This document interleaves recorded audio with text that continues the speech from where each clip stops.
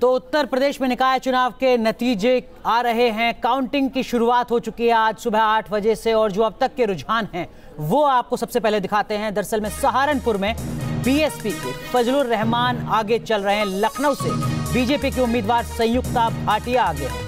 अयोध्या मुरादाबाद में भारतीय जनता पार्टी ने बढ़त बना रखी है, ये इस वक्त के रुझान हैं। मथुरा में कांग्रेस के मेयर उम्मीदवार आगे चल रहे हैं। तो ये 4 तस्वीरें हैं मेरठ, अलीगढ़, लखनऊ, गोरखपुर की। अब तक के जो रुझान है उसके मुताबिक भारतीय जनता पार्टी बढ़त बनाए हुए है, लेकिन बाकी दलों को भी कमतर नहीं आंका जा सकता। हालांकि अब से पहले जो तमाम जानकार बताते रहे उसमें और जो अब तक का अतीत रहा है उसके हिसाब से नगर निकाय चुनाव में भारतीय जनता पार्टी की स्थिति अपेक्षाकृत बेहतर रही है। तो ये 4 तस्वीरें 4 उत्तर प्रदेश के अलग अलग शहरों की, मेरठ, अलीगढ़, लखनऊ और गोरखपुर। भगवान के दर पहुंच रहे हैं उम्मीदवार इस उम्मीद के साथ, इस कामना के साथ कि जीत हासिल हो।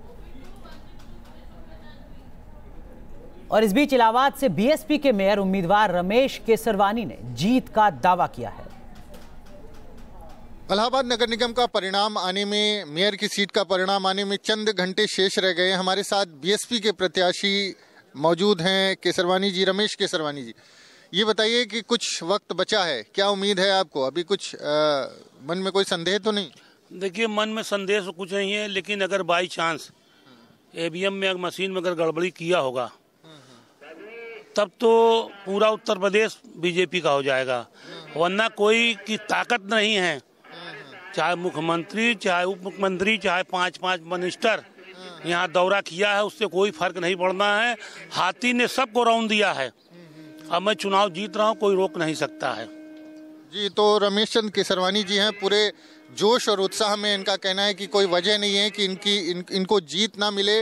जिस तरह से बीजेपी ने जोर लगाया है, इनको हालांकि एक आशंका है कि अगर कोई गड़बड़ी हुई चुनाव में तो भले ही परिणाम अलग हो, लेकिन अगर साफ सुथरे और चुनाव होते हैं जिसमें कोई गड़बड़ी नहीं होती है तो निश्चित तौर पर जीत रमेश चंद्र केसरवानी की होगी। तो ये दावा है इलाहाबाद में बीएसपी प्रत्याशी का। वीडियो जर्नलिस्ट श्रीतेज सिंह के साथ मानवेंद्र प्रताप सिंह, न्यूज नेशन, इलाहाबाद। तो दावा जीत का है, हारे तो ईवीएम जिम्मेदार। उत्तर प्रदेश में निकाय चुनाव के लिए वोटों की गिनती जारी है। काउंटिंग को देखते हुए प्रशासन ने सुरक्षा के सख्त इंतजाम किए हैं। 3 तस्वीरें आप देख रहे हैं फैजाबाद, कानपुर और मथुरा की, जहां पर सुरक्षा व्यवस्था को चाक चौबंद किया गया है। काउंटिंग की शुरुआत हो चुकी है। सुबह 8 बजे से ईवीएम के जरिए वोटिंग हुई है, तो माना जा रहा है कि बहुत जल्द नतीजे सबके सामने होंगे और नतीजों से पहले ही तमाम सियासी दल अपने अपनी जीत के दावे कर रहे हैं। नगर निगम की बात करें तो बीजेपी 11 सीटों पर अब तक आगे चल रही है रुझानों के मुताबिक, जबकि एसपी और बीएसपी भी 2-2 सीटों पर आगे चल रहे हैं। और इधर कांग्रेस के अध्यक्ष राज बब्बर ने पार्टी की जीत का दावा किया है। नहीं उठा रहा हूं, मैं तो कह रहा हूं मां ईवीएम जिसके हाथ में है। अब देखिए क्या होता है। हमने तो इलेक्शन कमीशन को कहा, इलेक्शन कमीशन समझ नहीं रहा है, सुन नहीं रहा है। रिजल्ट वहाँ की जनता ने हमें अपना बहुत आशीर्वाद दिया है और अभी थोड़ी देर में सामने आ जाएगा। और खास मेहमान हमारे साथ जुड़ चुके हैं। हमारे साथ वरिष्ठ पत्रकार उमलेश जी जुड़ रहे हैं। यहाँ पर हमारे साथ वरिष्ठ पत्रकार अभय दुबे जी हैं, वरिष्ठ पत्रकार एनके सिंह जी हमारे साथ स्टूडियो में मौजूद हैं। साथ ही साथ गिरिजा शंकर जी वरिष्ठ पत्रकार हमारे साथ जुड़े हुए हैं। विजय सोनकर शास्त्री साहब भारतीय जनता पार्टी के वरिष्ठ नेता भी हमारे साथ जुड़ेंगे और जफर अमीन साहब समाजवादी पार्टी के वरिष्ठ नेता हमारे साथ जुड़ रहे हैं। और चर्चा की शुरुआत एनके सिंह सर आपसे, क्या कुछ मतलब इन चुनावों का आपके हिसाब से, नतीजों का खासकर? अनुराग, मैं पिछले 70 साल से इंतजार कर रहा हूं कि प्रजातंत्र में भारत में वो कौन सा दिन आएगा जबकि जीती हुई पार्टी के नुमाइंदा कहें कि नहीं साहब ईवीएम खराब हो गया था इसलिए हम जीत गए, ईवीएम में टेम्पर किया गया था इसलिए जीत गए। हमेशा हारी पार्टी कहती है कि ईवीएम खराब था, ईवीएम में मैनिपुलेट हुआ है इसलिए हम हार गए हैं।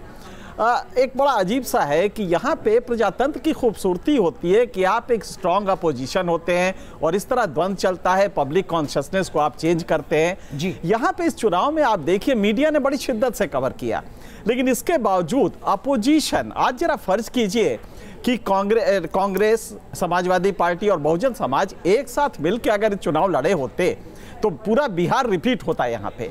लेकिन अपोजिशन में आपने देखा वॉक ओवर दे दिया। जो पहले हम लोग खेलते थे और मैदान में कोई मजबूत टीम आ गई तो हम हमारा कैप्टन लिख के दे देता था कि नहीं साहब हम नहीं लड़ेंगे।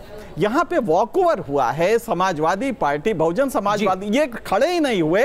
मायावती तो अपना वोट डालने भी नहीं गए। इनके सर जफर अमीन साहब हमारे साथ जुड़े हुए हैं। जफर अमीन साहब, जो बात एनके सिंह जी कह रहे हैं, आप सहमत हैं इससे और क्या ईमानदारी से स्वीकारते हैं गलती हो गई नगर निकाय चुनाव रणनीति को लेकर खासकर? नहीं, एनके सिंह साहब की बात को तो मैं नहीं काट रहा हूँ, लेकिन बेसिकली ये कार्यकर्ताओं का चुनाव होता है और कार्यकर्ताओं का चुनाव अगर सब लोग मिल के लड़ते तो कार्यकर्ताओं का बहुत बड़ा हरेसमेंट हो जाता, इसलिए कि पार्षद का भी चुनाव होता है, इसलिए सब लोग अलग अलग लड़े हैं और वो मजबूरी है कार्यकर्ताओं का। जो भारतीय जनता पार्टी की पूरी सरकार सड़क पर आके चुनाव लड़ रही है और उसके मुकाबले में हमारी पार्टी हो या विपक्ष की, सभी पार्टी के कार्यकर्ता चुनाव लड़े हैं और ये लड़ाई का दूसरे विपक्षी दलों के कार्यकर्ताओं और सरकार के खिलाफ लड़ाई हुई है। ठीक है, इसमें हमारी पार्टी का कोई बड़ा नेता नहीं उतरा है मैदान में और ना ही प्रचार किया है। लगभग वही चीजें सामने आई हैं जो उत्तर प्रदेश के विधानसभा चुनाव में आ रही थी। आम आदमी पार्टी ने कहा कि देखिए साहब ईवीएम में गड़बड़ी है, इस तरीके के आरोप लगे कि बड़ी संख्या में जो मतदाता हैं उनके नाम मतदाता सूची से खारिज कर दिए गए हैं। इन आरोपों का क्या कुछ मतलब होता है नतीजों के लिहाज से?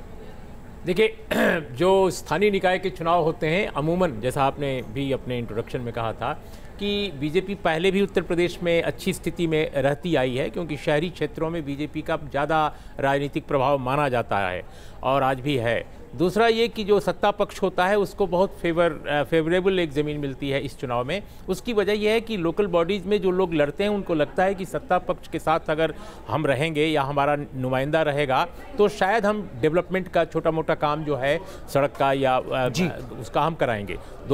ये तो एक पहलू है। दूसरा जो आप पूछ रहे हैं कि क्या इसमें धांधली की ईवीएम की धांधली का आरोप, देखिए वोटर लिस्ट से नाम हटना। जी, ईवीएम की धांधली तो एक शाश्वत आरोप है विपक्ष की तरफ से, और भारतीय जनता पार्टी जो आज सत्ता में है, जब वह विपक्ष में थी तो उसने सबसे ज़्यादा गहरा और सबसे ज़्यादा चोटीला आरोप लगाया था।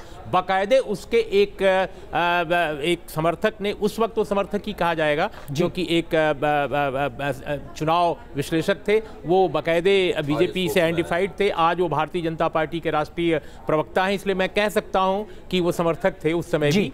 और उन्होंने किताब लिखी थी, उस पर लालकृष्ण आडवाणी जी ने इंट्रोडक्शन लिखा था, उस पर एनडीए के एक दूसरे नेता चंद्रबाबू नायडू ने उस किताब की आरोप पुराना था। तो मेरा ये कहना है कि ये तो एक शाश्वत वो है, इस पर बहस चलती रहेगी। दूसरा जो लिस्ट के बारे में है कि क्या इस मतदाता सूची में उत्तर प्रदेश में हेरफेर हुई है, देखिए मैं पहले इस आरोप को सिरे से खारिज कर सकता था, लेकिन अब तो मैं बिल्कुल नहीं खारिज करूंगा, क्योंकि मेरे परिवार में, मैं स्वयं उत्तर प्रदेश में रहता हूं और मेरे परिवार में 4 सदस्य हैं, जिसमें एक बाहर रहती है और 3 लोग यहाँ हैं। तीनों के नाम, चारों के नाम लिस्ट में थे पहले जब आया था वो कराने के लिए। हमारे साथ स्टूडियो में बैठे हुए हैं, एक भी आदमी का नाम नहीं था, सबका कटा हुआ था। विजय सोनकर शास्त्री साहब, आपसे समझने की कोशिश करूंगा, जिस तरीके के रुझान आ रहे हैं उसके मुताबिक भारतीय जनता पार्टी बढ़त बनाए हुए है। क्या आपको लगता है कि अगर इसी तरीके के नतीजे भी आते हैं तो दबाव आपके ऊपर कहीं ज्यादा होगा? क्योंकि उत्तर प्रदेश इतना बड़ा सूबा, लेकिन शहरों के स्तर पर बदहाली सबके सामने है। देश के टॉप 10 शहरों में उत्तर प्रदेश का एक भी शहर नहीं है। 3.5 साल से केंद्र की सत्ता में आप हैं।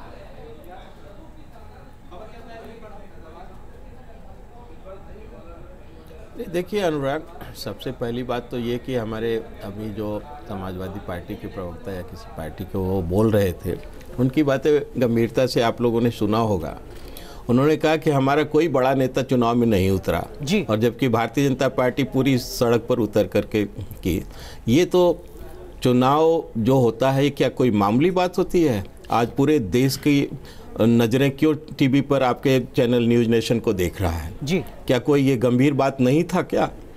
लेकिन इनकी पार्टी में इतनी गंभीरता कि इनके बड़े नेता सड़क पर नहीं चुनाव लड़ रहे थे, बल्कि बेडरूम या ड्राइंग रूम से चुनाव लड़ रहे थे शायद। हम लोग, भारतीय जनता पार्टी हर चुनाव को बड़ी गंभीरता से लेती है। जिस प्रकार से केंद्र का जो चुनाव होता है वो पूरे देश के भविष्य को तय करता है, जिस प्रकार राज्य का चुनाव होता है पूरे प्रदेश के भविष्य को तय करता है, वैसे ही ये जो मिनी जो चुनाव होता है ये मिनी सरकार होती है जी। ये एरिया के डेवलपमेंट के लिए होता है। सर सवाल ये और था कि हम लोग अगर आप बड़ी जीतते हैं गंभीरता तो से इसको दबाव लिए ज्यादा हैं। होगा। इसके खासकर बावजूद शहरों के कुछ विकास को कमियां लेकर। जरूर रह गई हैं। नहीं दबाव काहे का ज्यादा होगा। हम लोग विकास की राजनीति करते हैं, जाति पाति पंथ संप्रदाय से अलग हट करके केवल विकास की हम बात करते हैं जी। और विकासवाद ये भारतीय जनता पार्टी का एक तरह से देखा जाए तो टेक्निकल स्लोगन भी है। ठीक है। और आज हम इसको दबाव नहीं मानते हैं, बल्कि इसको अपनी जिम्मेदारी मानते हैं हमारे साथ जुड़ चुके हैं और उसको करते हैं। ये अलग की बात है कि विपक्ष के लोग सोनकर जी विकासवाद को स्वीकार नहीं करते। अवैध दुबे सर, आपसे समझने की कोशिश करूंगा, इस बार के चुनाव में जो मतदान का प्रतिशत है वो तकरीबन 52% है, जो पिछली बार लगभग 40% था। आप विश्लेषक हैं, क्या कुछ इसका मतलब है 6% बढ़ना बेहतर संकेत है या औसत के मुकाबले कम वोटिंग होने का क्या कुछ मतलब है? ये जो 53% है इसमें शहरों का मतदान प्रतिशत कम है जी, और जो ग्रामीण और अर्ध शहरी क्षेत्रों में मतदान प्रतिशत अधिक है। तो उससे मुझे ये लगता है कि जो शहरी मध्य वर्ग है जी, वो नागरिक प्रशासन से उसकी उम्मीदें काफ़ी कम रह गई हैं, क्योंकि उसे अगर पानी की ज़रूरत होती है तो वो अपना टिल्लू लगा लेता है, बिजली का वो अपना छोटा सा जनरेटर लगा लेगा या कटिया डाल लेगा, इस तरह से पूरा काम उसका चलता है। तो ये नागरिक प्रशासन की भी विफलता है कि शहर के लोगों के स्टेक्स जो है उनके दांव उसके साथ में नहीं रह गए हैं। और हाँ, पावर्स भी तो और नहीं है। जो नागरिक संस्थाएं हैं उनके पास वित्तीय अधिकार भी नहीं है। तो ये एक ऐसी स्थिति है जिसके ऊपर योगी प्रशासन को सोचना चाहिए। गिरिजा शंकर जी, आपसे समझने की कोशिश करूंगा, जो रुझान है उसमें भारतीय जनता पार्टी ने बढ़त बना रखी है, अगर यही नतीजे में तब्दील होता है तो इसका क्या कुछ संदेश होगा विपक्ष के लिए?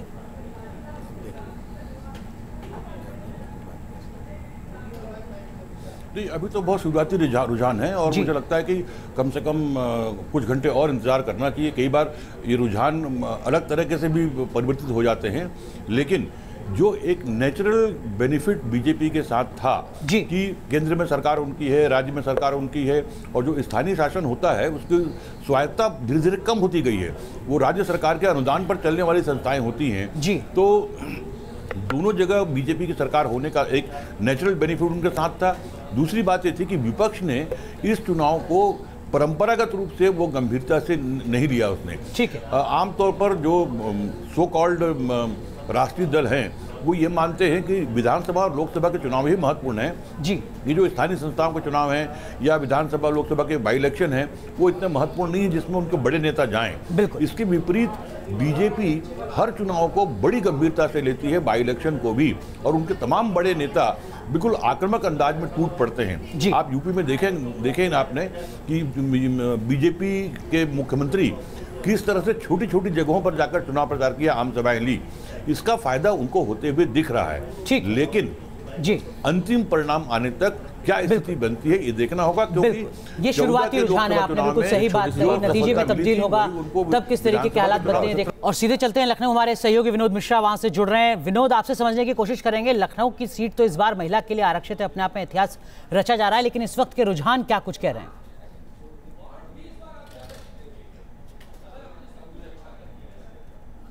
अनुराग, थोड़ा सा मैं आपको करेक्ट करूंगा, इस वक्त मैं अयोध्या में मौजूद हूं और ये पहला नगर निगम बना, उसके बाद पहला चुनाव है। यहाँ के जो पहले चरण के रुझान आए हैं उसमें बीजेपी आगे है और दूसरे पर जो है वो समाजवादी पार्टी से गुलशन बिंदु है जो एक किन्नर है, और समाजवादी पार्टी ने किन्नर उम्मीदवार उतारकर इस बार इस लड़ाई को और दिलचस्प बनाया था। जो वार्ड्स के रिजल्ट आए हैं उसमें से बढ़त बीजेपी को है, लेकिन सेकेंड नंबर पर वहाँ भी समाजवादी पार्टी है। तो एक कड़ा मुकाबला समाजवादी पार्टी अयोध्या में दे रही है, चूँकि जो चुनाव प्रचार की शुरुआत हुई थी नगर निगम की, योगी आदित्यनाथ ने इसी जीआईसी ग्राउंड से किया था जहाँ पर मैं मौजूद हूँ और जहाँ पर ये काउंटिंग हो रही है। तमाम मुद्दे थे, तमाम विकास के वादे यहाँ पे किए गए, उसके बावजूद भी आप ये नहीं कह सकते कि बीजेपी को यहाँ पे वॉकओवर मिल रहा है या किस तरफ से बीजेपी बहुत तेजी से आगे बढ़ रही है। लगातार फाइट यहाँ पे समाजवादी पार्टी की तरफ से उसको मिल रही है, चाहे वार्ड्स में हो चाहे वो मेयर के लिए हो। लगातार बिंदु दूसरे पर मौजूद है और कई टक्कर दे रही हैं। 5629 वोट जो है वो मिले हैं बीजेपी को और 4600 कुछ वोट मिले वो समाजवादी पार्टी को, तो बहुत ज्यादा अंतर भी नहीं है अभी फिलहाल।